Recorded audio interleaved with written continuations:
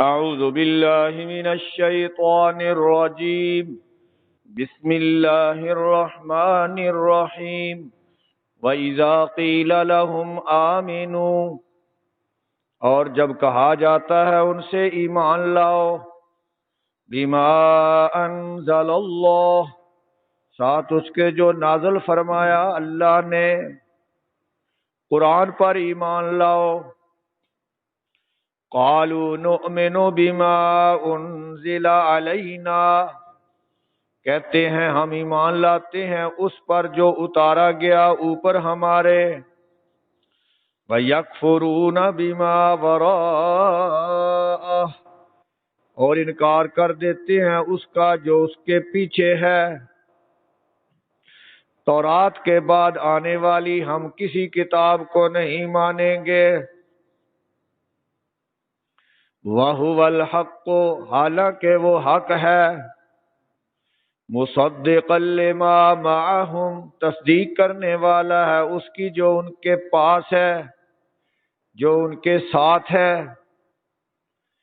قل کہہ دیجئے فَلِمَ تَقْتُلُونَ أَنبِيَاءَ اللَّهِ بس کیوں تم قتل کرتے تھے اللہ کے نبیوں کو، من قبل اس سے پہلے، ان کنتم مؤمنین اگر ہو تم ایمان والے. وَلَقَدْ جَاءَكُم مُوسَىٰ بِالْبَيِّنَاتِ اور بے شک آئے تھے تمہارے پاس موسیٰ علیہ السلام ساتھ روشن دلائل کے. ثُمَّ اتَّخَذْتُمُ الْعِجْلَ پھر تم نے بچڑے کو معبود پکڑ لیا. من بعدہ بعد اس کے موسیٰ علیہ السلام کے چلے جانے کے بعد. وَأَنْتُمْ ظَالِمُونَ اور تم ظلم کرنے والے تھے. وَإِذْ أَخَذْنَا مِيثَاقَكُمْ اور جب ہم نے لیا تھا پکا وعدہ تمہارا. وَرَفَعْنَا فَوْقَكُمُ الطُّورَ اور ہم نے اٹھایا اوپر تمہارے طور پہاڑ. خُذُوا مَا آتَيْنَاكُمْ بِقُوَّةٍ وَاسْمَعُوا پکڑو جو دیا ہم نے تم کو ساتھ مضبوطی کے اور سنو.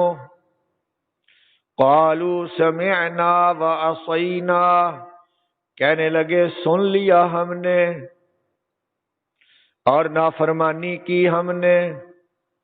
وَأُشْرِبُوا فِي قُلُوبِهِمُ الْعِجْلَ بِكُفْرِهِمْ اور پلا دی گئی تھی ان کے دلوں میں بچڑے کی محبت.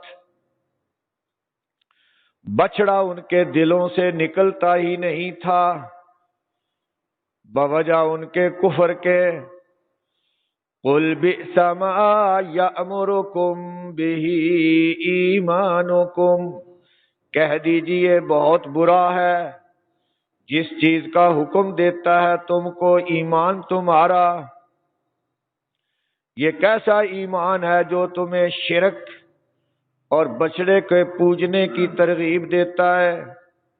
ان کنتم مؤمنین اگر ہو تم ایمان والے. سبحان ربک رب العزت عما یصفون وسلام علی المرسلین والحمد للہ رب العالمین. اللہم صلی علی محمد کما صلیت علی ابراہیم وعلی ابراہیم. اللہم بارک علی محمد کما بارکت علی ابراہیم حمید مجید. آج کے سبق میں 3 آیات مبارکہ پڑھی گئی ہیں سورۃ بقرہ کی آیت نمبر 91، 92 اور 93. ان آیتوں میں بھی یہودیوں کی برائیوں کا ہی ذکر ہے. اللہ تعالیٰ نے ارشاد فرمایا کہ ضدی کو اللہ ہدایت نہیں دیتا. فرمایا جب یہودیوں کو کہا جاتا ہے کہ آخری نبی تشریف لے آئے ہیں، قرآن پاک آ گیا ہے، اس کو مان لو، تو کہتے ہیں ہمیں یہی حکم تھا کہ ہم صرف تورات کو مانیں گے، تورات کے بعد جو کتابیں آئی ہیں ان کو ماننے کے ہم پابند نہیں، ان کو ماننے کے ہم پابند نہیں، ہم تو صرف اپنے نبیوں کی کتابوں کو مانتے ہیں، کسی غیر برادری، کسی غیر قوم کے نبیوں کو ہم نہیں مانتے، نہ ان کی کتابوں کو مانتے ہیں۔ تورات کے بعد انجیل نازل ہوئی، عیسیٰ علیہ السلام آئے، اس سے بھی انکار کر دیا، اور قرآن نازل ہوا، اس سے بھی انکار کر دیا۔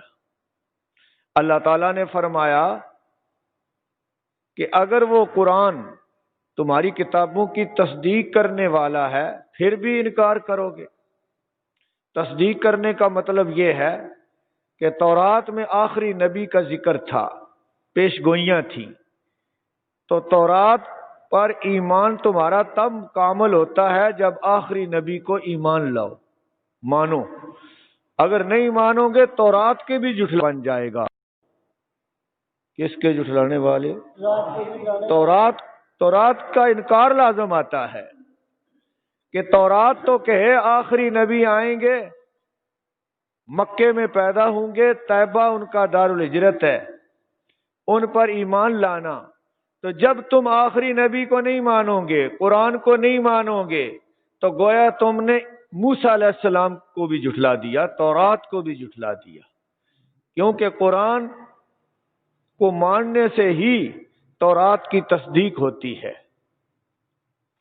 اسی طرح عیسیٰ علیہ السلام نے بھی آخری نبی کی بشارتیں دی تھیں، جیسا کہ موجودہ بائبل میں بھی موجود ہے۔ اور پھر اللہ تعالیٰ نے فرمایا کہ چلو مان لی تمہاری بات کہ تم نے اپنے ہی نبیوں کو ماننا ہے اور صرف تورات پر ایمان لانا ہے، تو پھر ان نبیوں کو کیوں شہید کرتے رہے جو تورات ہی کی دعوت دیتے تھے؟ کس کی دعوت دیتے تھے؟ تورات کی دعوت دیتے تھے۔ تم تو اپنے نبیوں کے بھی دشمن بنے رہے، ان کی بھی توہین کی اور ان کو بھی شہید کیا۔ اس کا جواب دو اگر تم سچے ہو، اگر تم مومن ہو۔ تو اس بات کا ان کے پاس کوئی جواب نہیں تھا، اور فرمایا تم دعویٰ کرتے ہو موسیٰ علیہ السلام کو ماننے کا، تورات کو ماننے کا، تو موسیٰ علیہ السلام تورات لینے ہی گئے تھے نا طور پہاڑ پر، تو پیچھے تم نے کیا کرتوت کیا؟ سامری نے ایک بچڑا بنایا تھا زیورات سے، من حلیہم عجلا جسد اللہ خوار، جس سے آواز آتی تھی۔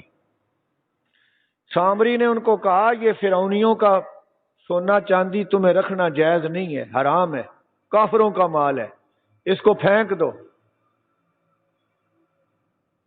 لیکن اس نے خود وہ اکٹھا کر کے جب بچڑا بنایا تو اسی کو پوجنے لگ گئے۔ کافروں کے مال کو رکھنا ناجائز سمجھا اور اسی سونے چاندی کا بنایا ہوا بچڑا پوجنے کے لیے تیار ہو گئے۔ سامری بڑا ہوشیار آدمی تھا، چکر باز تھا۔ اس نے دیکھا تھا جب فرعون غرق ہوا اور یہ سمندر سے پار ہوئے تو ایک دربار سے ان کا گزر ہوا تھا بنی اسرائیل کا۔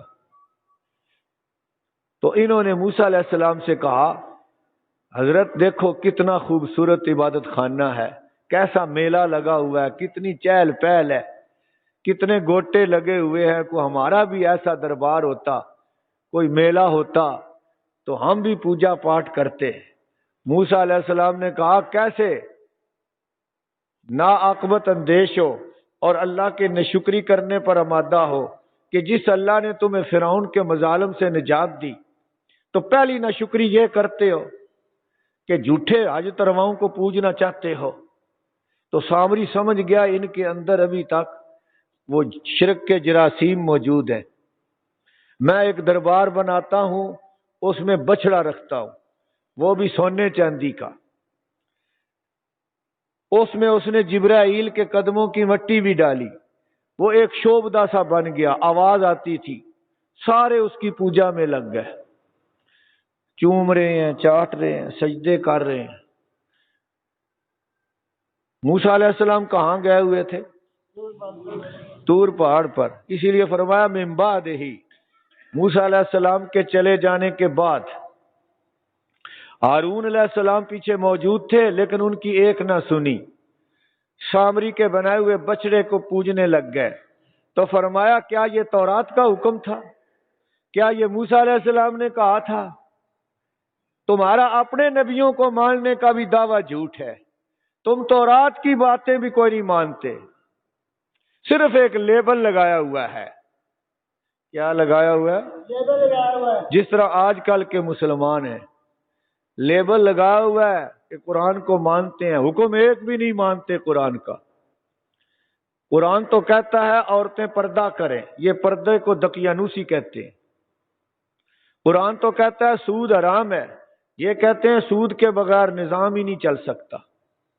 قرآن تو کہتا ہے یہود و نصارہ سے دوستی نہ کرو، یا ایھا الذین آمنوا لا تتخذوا الیہود والنصارى اولیاء، یہ کہتے ہیں اگر ان سے دوستی نہ کریں تو ہم دنیا کے ساتھ چل ہی نہیں سکتے۔ تو بتاؤ اور انکار کیا ہوگا قرآن کا؟ قرآن میں تو آتا ہے چور کا ہاتھ کاٹو، آج تک اس ملک میں کاٹا گیا؟ پھر کہتے ہیں جی چوریاں زیادہ ہیں، ڈاکے زیادہ ہیں، اور وہ جن کو مار رہے ہیں، اور جو وہ صوفی محمد جس بیچارے بوڑھے آدمی کو جیل میں رکھا ہوا تھا، اس کا یہی مطالبہ تھا کہ قرآن کا قانون نافذ کر دو، ہمارا کوئی جھگڑا نہیں۔ یہ قرآن کا نظام جو ہے وہ نافذ نہیں کر سکتے۔ تو آج کل کے مسلمان بھی کھوکھلے ہیں، کھوکھلے، اوپر سے مسلمان ہیں، اندر ان کے کفر بھرا ہوا ہے، اسلام کو پسند نہیں کرتے۔ یہودیوں کا بھی یہی حال تھا۔ اللہ تعالیٰ فرماتے ہیں وہ وقت یاد کرو جب طور پہاڑ ہم نے تمہارے سروں پر کھڑا کر دیا تھا، پھر تم نے پکا وعدہ کیا تھا تورات کے حکموں کو مانیں گے، لیکن بعد میں پھر تم مکر گئے، کیونکہ تمہارے دلوں میں سرکشی ہے، دلوں سے تم یہی کہہ رہے تھے وقت ٹپاؤ، عمل تو کرنا کوئی نہیں۔ مصیبت خطرے سے بچو تو تمہارے کرتوت تو یہ ہیں، اور بچڑے کی محبت تمہارے دلوں سے نکلتی نہیں، جیسے کسی چیز کو گھونٹ کر پلا دیا گیا ہو۔ تو شرک جس قوم کے اندر بھرا ہوا ہو نا، وہ خانہ کعبے جا کر بھی بیمار ہو جائے تو یہ نہیں کہتا میں حرم میں جا کر اللہ سے دعا مانگ لوں، وہ کہتا ہے دربار تے چڑھاوے دی منت من، اوتھے جا کے سجدہ کری، پیچھے جا کے کئی پیچھے ٹیلی فون کرتے ہیں میں بیمار ہو گیا تے اوتھے جا کے چڑھاوا دیو پیر دے کھارے۔ دسو خانہ کعبے جا کے بھی اللہ یاد نہیں ہے؟ خانہ کعبے سے کوئی بڑا دربار ہے؟ تو اندر جو چیزیں رچ بس جاتی ہیں وہ نکلتی نہیں ہیں، یہی ہے بچڑا ان کے دلوں کے اندر پلا دیا گیا۔ اللہ کیا فرما رہے ہیں؟ پلا دیا، بچڑے کی محبت پلا دی گئی، نکلتی نہیں تھی۔ شرک ان کی رگ و پے میں سرایت کر چکا تھا۔ فرمایا اگر ایمان اسی کا نام ہے تو پھر کفر کس کو کہتے ہیں؟ کیسا تمہارا ایمان ہے جو تمہیں ان باتوں کا حکم دیتا ہے؟ یہاں سے ایمان اور عمل کی مطابقت کا بھی پتہ چلتا ہے، ذرا غور کریں۔ اللہ کیا الزام کر دے رہے ہیں ان کو کہ بہت برا ایمان ہے، بہت بری چیز ہے جس کا تمہارا ایمان تمہیں حکم دیتا ہے۔ اس کا مطلب ہے عمل پر آمادہ ایمان کرتا ہے۔ عمل پر آمادہ کون کرتا ہے؟ ایمان کرتا ہے۔ ایمان کمزور ہو تو گھر کے ساتھ بھی مسجد ہو تو آدمی نماز نہیں پڑھ سکتا، ایمان مضبوط ہو تو دوسرے محلے سے بھی چل کے آتا ہے اور نماز باجماعت پڑھتا ہے۔ تو جب ایمان کمزور ہو جائے، برائے نام رہ جائے، اس ایمان کا کوئی فائدہ نہیں۔ جیسے ڈیڈ بیٹری، جیسے ڈیڈ بیٹری تو موبائل نہیں چلا سکتی، آپ بار بار آن کرتے ہیں وہ بند ہو جاتا ہے، آپ نے بڑی ضروری کال کرنی ہے پھر بند ہو جاتا ہے، باہر سے کوئی فون کرتا ہے ادھر تھوڑی سی تھوڑا سا آن ہوتا ہے پھر بند ہو جاتا ہے. وہ پچھلا ناراض ہو رہا ہے، یار بند کر دینا ہے، میری کال سننا نہیں چاہتا. اس کو اندر کی بیماری کا تو پتہ نہیں کہ اندر بیٹری کوئی نہیں، ڈیڈ ہے، کمزور ہے. جب ایمان کمزور ہو جائے پھر آدمی مسجد میں نہیں بیٹھ سکتا، نماز نہیں پڑھ سکتا، زکوٰۃ نہیں دے سکتا، قرآن کے کسی حکم پر عمل نہیں کر سکتا. اس کا مطلب ہے ایمان اور عمل کا جوڑ ہے. ایمان اور عمل کا جوڑ ہے. ایمان کمزور ہو جائے، زنگ لگ جائے تو پھر آدمی عمل بھی نہیں کر سکتا.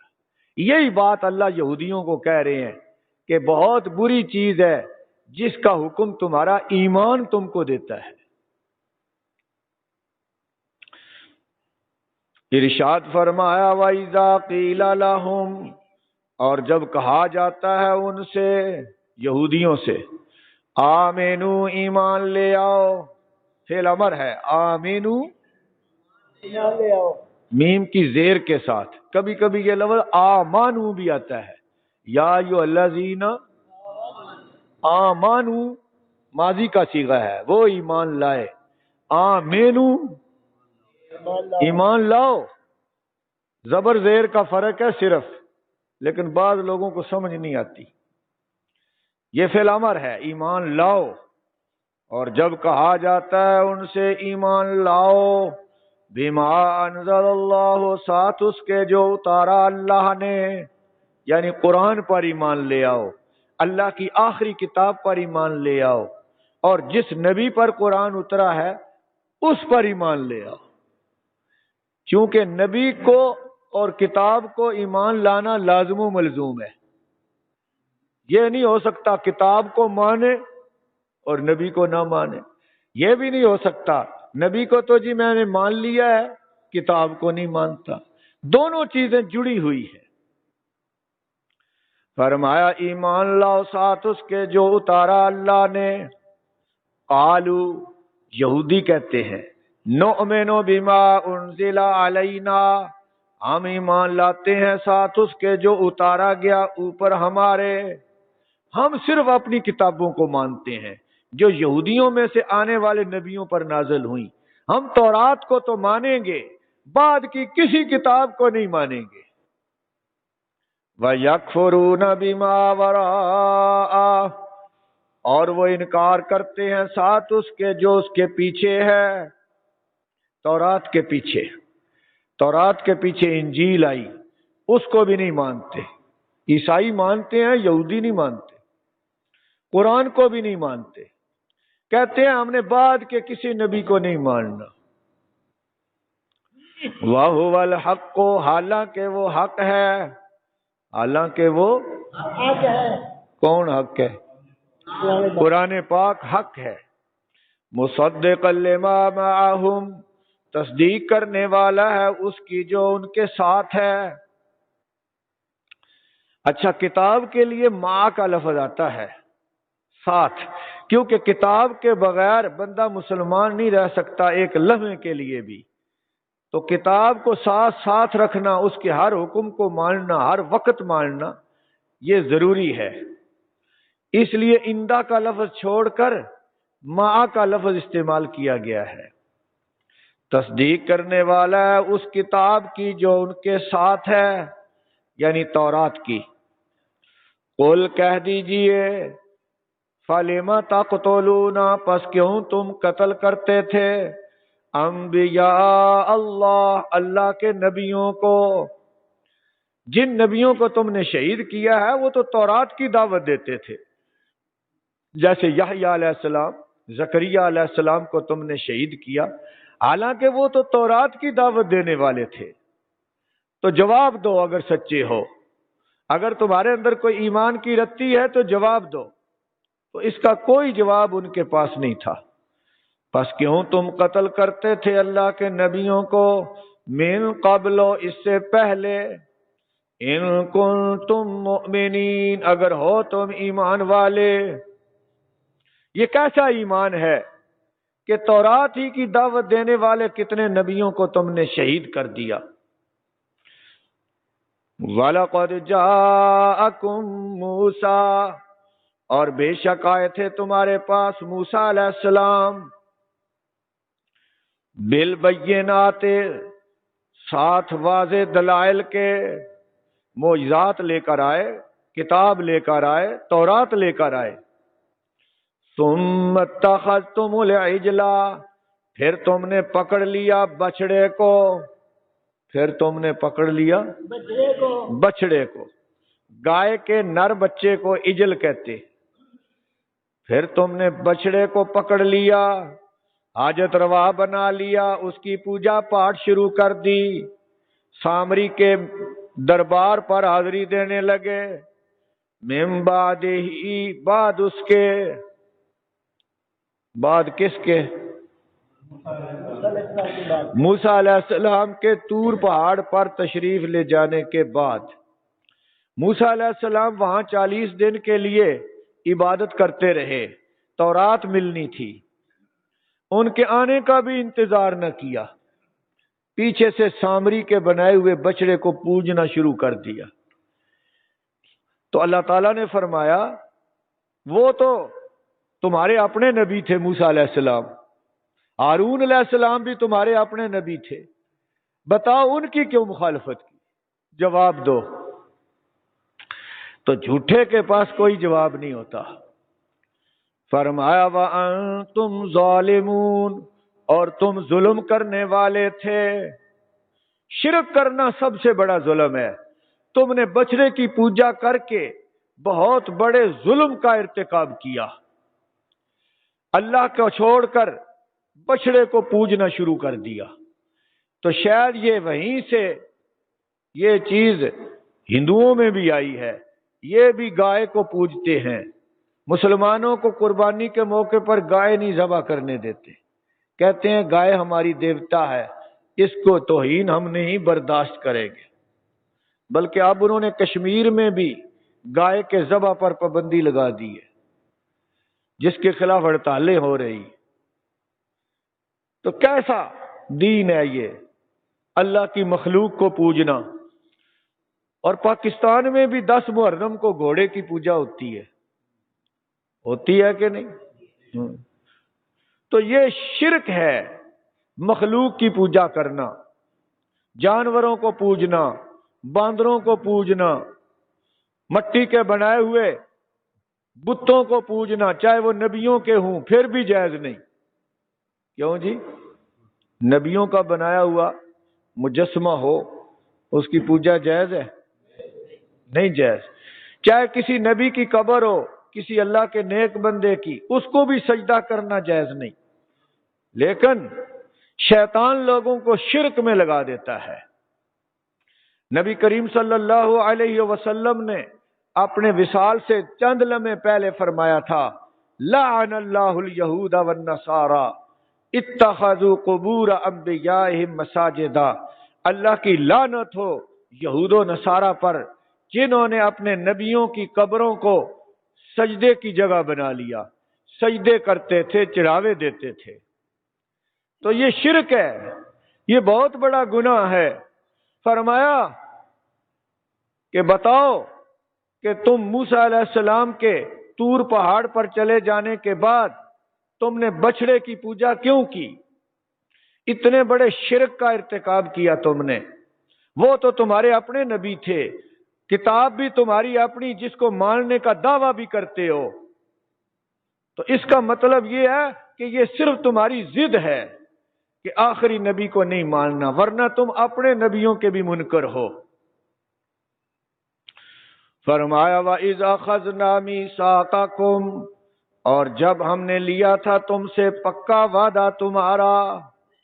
میثاق کا معنی پکا وعدہ، پکا وعدہ، پکا وعدہ لیا تھا، عہد و پیمان لیا تھا تم سے۔ جب تورات کو کہتے تھے نا سخت حکم ہے نہیں مانیں گے، تو اللہ نے طور پہاڑ ان کے سروں پر کر دیا تھا۔ وَرَفَعْنَا فَوْقَكُمُ الطُّورَ، اور بلند کر دیا ہم نے اوپر تمہارے طور پہاڑ۔ طور پہاڑ کو اٹھا کر اللہ نے ان کے سروں کے اوپر کر دیا کہ ابھی گرا کر تمہیں ہلاک کرتا ہوں۔ مانتے ہو کہ نہیں مانتے ہو؟ پہلے خود کہا تھا کہ ہمارے لیے کتاب لے کر آؤ، احکامات لے کر آؤ، ہم عمل کریں گے۔ آپ انکار کرتے ہو، مانو۔ اللہ نے زبردستی منوایا، اللہ تعالیٰ نے زبردستی منوایا۔ تو جو ماننے کا دعویٰ کریں ان پر زبردستی کرنا جائز ہے، جو ماننے کا دعویٰ کرے ان پر زبردستی کرنا جائز ہے۔ زبردستی اس پر جائز نہیں جو منکر ہے، مانتا ہی نہیں، کافر ہے۔ کسی کافر کو مسلمان بنانے کے لیے زبردستی جائز نہیں، کیونکہ تیسرے پارے میں آیت ہے لا اکراہ فی الدین، لا اکراہ فی الدین، کہ دین کے اندر داخل کرنے کے لیے زبردستی نہیں۔ کسی کافر کو، کسی ہندو کو، کسی سکھ کو، کسی عیسائی کو مسلمان بنانا ڈنڈے سے، زبردستی، یہ جائز نہیں۔ لیکن جس نے اپنی خوشی سے کلمہ پڑھ لیا، قرآن کو مان لیا، اب قرآن پر عمل نہیں کرتا، نماز کو اللہ کا حکم مانتا ہے پڑھتا نہیں، تو اس پر سختی کرنا جائز ہے، اس پر سختی کرنا، سزا دینی بھی جائز ہے، سزا دینی بھی جائز ہے۔ یہ جو لوگوں میں مشہور ہے یہ غلط ہے۔ آج کل پڑھے لکھے بھی ان پڑھ ہیں، ان کو بھی پتہ کوئی۔ ایلیمنٹری کالج کمالیہ میں مسجد میں جمعہ پڑھاتا تھا، نماز پڑھاتا تھا، پڑھتا بھی تھا وہاں پر۔ تو جمعے والے دن ہیڈ ماسٹر صاحب آئے تو دیکھا مسجد خالی ہے اور مولوی صاحب خطاب کر رہے، اور ساتھ ہی ہاسٹل تھے۔ تو مجھ سے کہتے ہیں کہ حاضری نہیں ہے، ابھی میں شروع ہونے والا تھا۔ تو میں نے کہا تھا جی یہ آپ کی کمزوری ہے، آپ ان کو پوچھتے ہی کوئی نہیں ہے۔ تو مجھے فٹ کہنے لگے جی ہم نے تو پڑھا ہوا ہے، کہتے ہیں دین میں زبردستی نہیں ہے۔ ہیڈ ماسٹر صاحب مجھ سے مخاطب کہتے ہیں لا اکراہ فی الدین، دین میں جبر نہیں ہے، تو اس وجہ سے ہم سختی نہیں کرتے۔ تو میں نے یہی بات جو اب آپ کو سمجھا رہا ہوں ہیڈ ماسٹر صاحب کو سمجھائی۔ سردار ان کا نام تھا، ڈائریکٹ آئے تھے پبلک سروس کمیشن سے، نوجوان تھے۔ تو میں نے کہا جی اس آیت کا مطلب یہ ہے کسی کافر کو مسلمان زبردستی ہم نہیں بنا سکتے، یہ تو نماز کو مانتے ہیں، جمعے کو مانتے ہیں، مسلمانوں کی اولاد ہیں، ان کے ساتھ سختی ہو سکتی ہے۔ کہتے ہیں اچھا؟ میں نے کہا بالکل۔ میں نے کہا وہ حدیث آپ نے نہیں سنی، اللہ کے رسول نے فرمایا 10 سال کی عمر کے بچے ہو جائیں تو ان کو مارو؟ کہتے ہیں ہاں یہ بھی سنا تو ہے میں نے، یہ بھی حدیث تو ہے۔ تو میں نے کہا پھر تو آپ گنہگار ہیں۔ وہ اسی وقت گئے، لاٹھی لی انہوں نے، سارے ہاسٹل سے مار مار کے لے آئے، مسجد بھر گئی۔ پھر مجھے کہا کہ ان کی روز حاضری لگاؤ، فجر کی نماز پر اور عشاء کی نماز۔ تو اب وہی مسجد بھر جاتی تھی۔ جی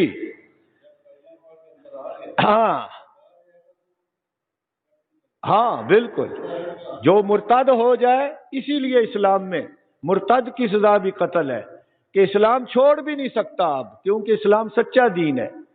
حضور نے فرمایا من بدل دینہ فاقتلوہ، جو اسلام چھوڑ کر کفر اختیار کرے اس کی گردن کاٹ دو۔ ہاں سختی تو ہے ہر جگہ، لیکن جیلوں میں مشہور ہے، پڑھو لکھوں میں بھی مشہور ہے جی، زبردستی نہیں، اپنی مرضی ہے کسی کی۔ تو بھئی اگر اپنی مرضی ہے تو دہشت گردی بھی کرنے دو، وہ بھی مرضی کر رہے ہیں نا اپنی، کیوں جی؟ پھر ڈاکوؤں کو کیوں پکڑتے ہو؟ پھر چوروں کو کیوں پکڑتے ہو؟